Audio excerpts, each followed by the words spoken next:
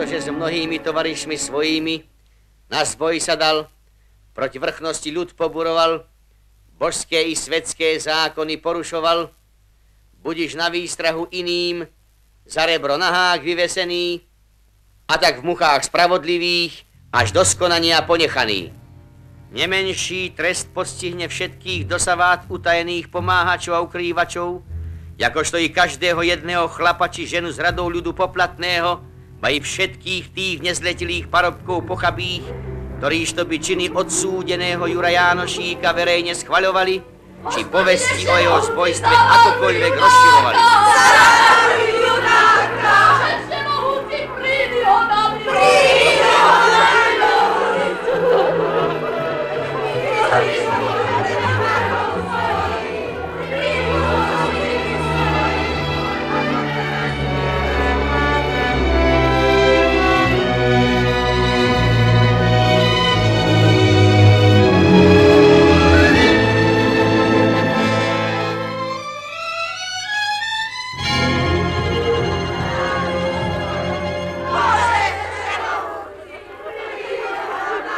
Jánošík, počúvaj naposledy.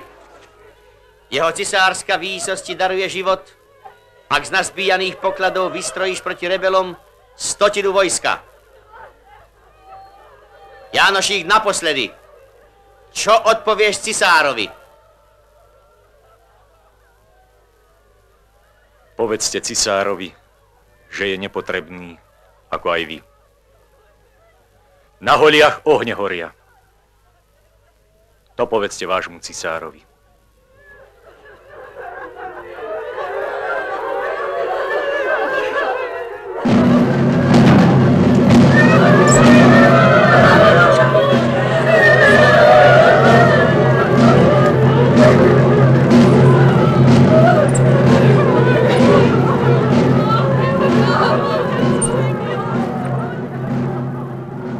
Hore hlavy, pedač! Nám patrí život! Raz aj šibenice rozkvitnú!